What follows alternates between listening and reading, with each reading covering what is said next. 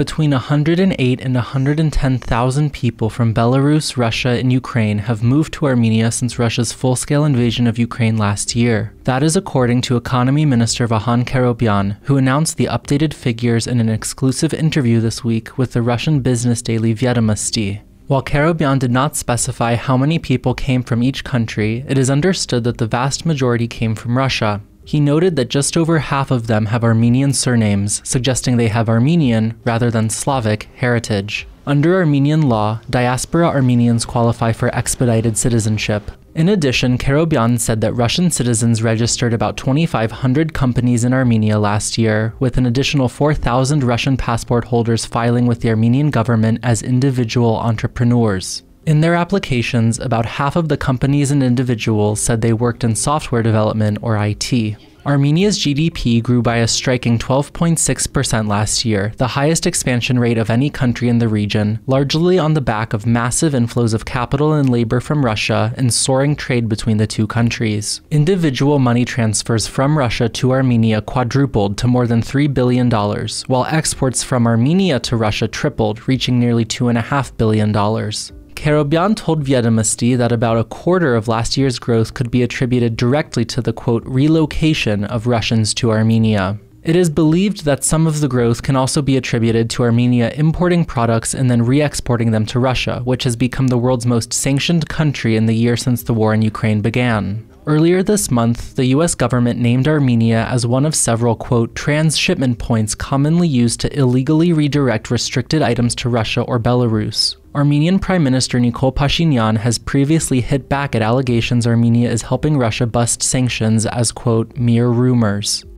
The Russian company that owns Viva-MTS, Armenia's largest mobile network operator, has formally applied for permission from Armenia's Public Services Regulatory Commission, or PSRC, to sell the company to an undisclosed prospective buyer for an undisclosed sum. That is according to new reporting out this week from CivilNet. In response to CivilNet inquiries, a PSRC spokesperson confirmed the news but declined to name the prospective buyer or say if they are an Armenian or foreign entity, calling it a trade secret. The spokesperson added that the PSRC is also seeking input from Armenia's Ministry of High-Tech Industry and National Security Service before issuing a final determination. That decision is expected by May. Sources with knowledge of the proceedings told CivilNet on condition of anonymity that one potential buyer is MFM Global Invest, a Swiss company that controls Arm Business Bank, one of Armenia's largest financial institutions. Earlier, sources told CivilNet that the Swiss company's ultimate beneficial owners are Roman Semyokhin, Dmitry Kazorin, and Sergei Karshkov, three Russians who are believed to run the popular gambling site 1xBet.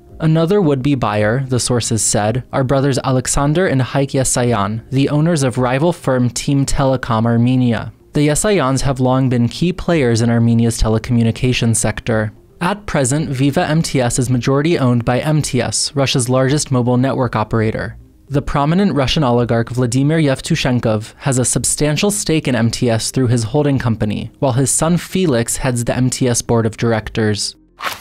The Armenian government has yet to disperse nearly $26 million in pledged support for the country's IT sector, according to new reporting out this week from the local investigative outlet HETK.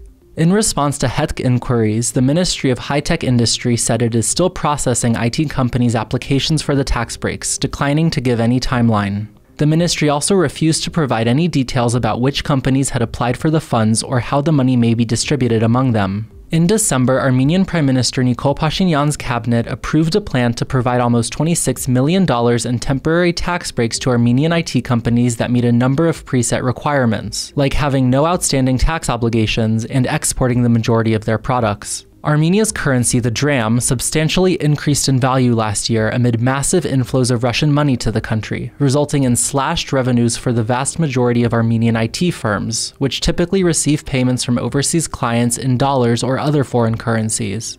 Pashinyan said the planned tax rebates would make up for those losses and, quote, substantially increase the IT sector's competitiveness in the international market. IT companies in Armenia already benefit from special tax treatment. Under Armenian law, they are exempt from corporate income tax, and tech employees pay a reduced personal income tax. Even with those breaks, Armenian IT companies paid upwards of $130 million in taxes last year, equal to around 3% of the Armenian government's total annual tax revenues.